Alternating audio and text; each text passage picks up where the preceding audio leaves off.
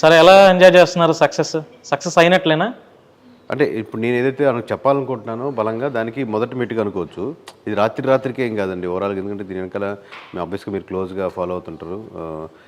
Last elections అప్పుడు ఒక 10% వరకు ఉన్నింది, ఇప్పుడు 100% రీచ్ అయింది. మనం చెప్పిన విధానంలో లేకపోతే దాంట్లో ఏమీ తేడా లేదు. ఎందుకంటే లాస్ట్ టైం 150 చెప్పినప్పుడు కూడా అప్పుడు టీడీపీ గవర్నమెంట్ సిట్టింగ్ ఉన్నింది, దానికి అగెనిస్ట్గా చెప్పినట్టే కదా కంప్లీట్గా. ఈసారి వైఎస్ఆర్సీపీ గవర్నమెంట్ ఉన్నింది, దానికి అగెనిస్ట్గా చెప్పినట్టే కదా కంప్లీట్గా. సో ఎవరికి ఫేవర్గా చెప్పడం కానీ లాస్ట్ టైం మీరు చెప్పిన 151 చెప్పినప్పుడు మీరు అంత ఫేమస్ అవ్వలేదండి. అంటే ఓన్లీ పొలిటికల్ స్ట్రక్చర్ వరకు ఉన్నది. అప్పుడు కూడా ఓన్లీ పొలిటికల్గా ఫాలో అయ్యేవాళ్ళు కానీ ఎమ్మెల్యేస్ కానీ లేకపోతే పొలిటికల్ వీడియోస్ బాగా చూసేవాళ్ళు కానీ వచ్చింది. ఇప్పుడు ఏంటంటే మరీ కామన్ మ్యాన్ వరకు వెళ్ళింది అనుకుంటున్నాను. లాస్ట్ టైం మీరు 151 వస్తున్నాయని చెప్పినా కూడా అప్పుడు కేకే అంటే అసలు ఎవరు అనేది ఆల్మోస్ట్ ఆంధ్ర ప్రజలకు తెలిసి తెలియలేదు.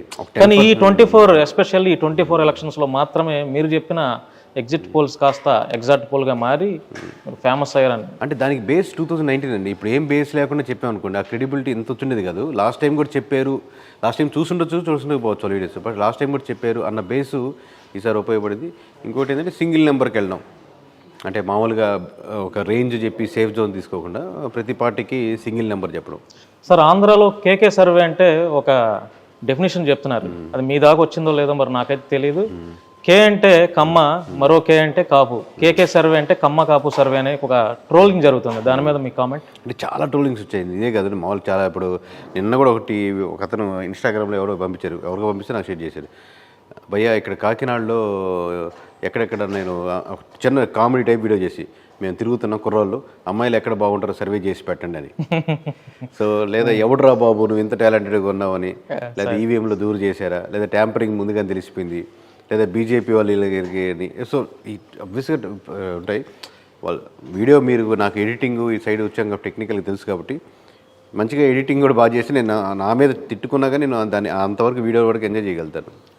సార్ ఇప్పుడు మరొక ప్రచారం జరుగుతుంది సార్ ఆంధ్రాలో. ముఖ్యంగా ఏంటంటే మీరు కూటమి వాళ్ళతో రెగ్యులర్గా టచ్లో ఉన్నారు, మీరు చేసిన సర్వే ఏమీ లేదు, కూటమి వాళ్ళు యాజ్ ఇట్ ఈజ్గా ఏదైతే చదవమని చెప్పారో అది రిజల్ట్కి 3 days ముందు యాజ్ ఇట్ ఈజ్ అంతే పర్ఫెక్ట్గా మీరు ఆ స్క్రిప్ట్ చదివారనేది ఒక ప్రచారం జరుగుతుంది. అంటే కూటమి వాళ్ళు ఎవరితో టచ్లో ఉన్నారు, వాళ్ళకు కూడా నెంబర్ తెలియదు. ఇప్పుడు ప్రతి నియోజకవర్గ ఎమ్మెల్యేకి మామూలు కామన్ మ్యాన్ లాగానండి.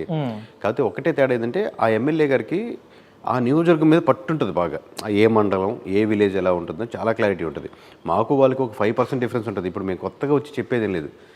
బట్ ఏ ఎమ్మెల్యేకైనా ఇచ్చాపురం ఎమ్మెల్యేకి హిందూపురం గురించి, హిందూపురం ఎమ్మెల్యే గారికి ఇచ్చాపురం గురించి డీప్ నాలెడ్జ్ ఉండదు. ఇప్పుడు కూటమి అభ్యర్థులు ఇదే మీరు అంటున్నారు కదా, అలాగే మేము వైఎస్ఆర్సీపీ అభ్యర్థులతో కూడా క్లోజ్గానే ఉంటాం. మా పని అదే కదా. ఇప్పుడు మీరు నాతో ఇంటర్వ్యూ చేశారంటే మీకు అన్నీ ముందుగానే నెంబర్ తెలిసి, భానుకు ముందుగానే తెలుసు, కేకేకి ముందుగా పరిచయం ఉందని. మీరు మీ పని అది, మీ జాబ్. నన్ను చేస్తారు, రేపొద్దున నన్ను ఇంకెవరు చేస్తారు, ఇంకో పార్టీతో చేస్తారు. మీరు ఏ పార్టీకి అఫిలియేటెడ్ కాదు కదా. శ్రీ మీడియా అనేది వైఎస్ఆర్సీపీకే ఉంటుందా? కాదు, లేదండి. టీడీపీకైనా చేస్తుంది, వైఎస్ఆర్సీపీ చేస్తుంది, ఇంకొంచెం హీరోయిన్ వచ్చిన చేస్తారు, హీరో వచ్చిన చేస్తారు, ఒక కామన్ మ్యాన్ రైతుతో చేస్తారు కదా. సో మేము కూడా ఏ పార్టీ వాళ్ళతో అయినా వాళ్ళకి అసోసియేట్ అయ్యి వాళ్ళు చేస్తుంటాం. అంటే ఆ పీరియడ్ వరకు ఆయన గెలవాలని, ఆయనకి ఎక్కడెక్కడ లోటుపాట్లు ఉన్నాయో తెలియాలని, ఇదే కదా ఓవరాల్గా మా జాబ్ ఇదే.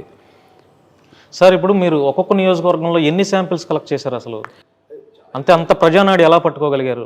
శాంపుల్స్ మెథడాలజీ అనేది ఎక్కువ ఒక అవుట్డేటెడ్ వర్షన్ సార్. అట్లా అని చెప్పి శాంపుల్ అంటే ఇప్పుడు మీకు పాత మొబైల్ ఫోన్కి కొత్త మొబైల్ ఫోన్కి చాలా తేడా ఉన్నట్టు, కొత్త మొబైల్లో ఫోన్ కూడా కాల్స్ వెళ్తాయి, కాల్స్ వస్తాయి. సో ఇప్పుడు మేము ఆడుతున్నటువంటి అప్డేటెడ్ వర్షన్లో కూడా ఆబ్వియస్గా శాంప్లింగ్ విధానం ఉంటుంది. బట్ అది ఒకటే కాకుండా మేము అప్లై చేసే డేటా సైన్స్ కానీ, లేదా స్లీపర్ సెల్స్ వచ్చిన ఇన్ఫర్మేషన్ కానీ మేము మళ్ళీ ప్లస్ అవుట్ సోర్సింగ్ కూడా ఇస్తున్నాం. ఒకప్పుడు అవుట్ సోర్సింగ్ ఇచ్చేవాళ్ళం కదా. సో లేదా మేము చేస్తున్న శాంప్లింగ్ కానీ ఇవన్నీ కలిపి ఒక విలేజ్ తీసుకుంటే అన్నీ ఒక లేయర్లో ఉన్నాయనుకోండి, 70-30, 70 వైఎస్ఆర్సీపీకి, ఈ విలేజ్లో 30% టీడీపీకి ఉందనుకోండి. ఇది ఇలాగే దగ్గరగా 4 లేయర్స్లో ఉందంటే మేము పర్ఫెక్ట్గా ఉందనుకుంటాం. దీంట్లో డేటా సైన్స్ ఏం అప్లై చేస్తున్నాం, ఎవడు స్లీపర్ సెల్స్, ఎన్ని శాంపుల్స్ ఎలా తీసుకుంటున్నాం, ప్యాటర్న్ అనేది ఒక్కొక్క మెథడాలజీ వేరు. బట్ ఈ 4 లేయర్స్ పర్ఫెక్ట్గా ఉంది కాబట్టి అది తీసుకోగలుగుతున్నాం.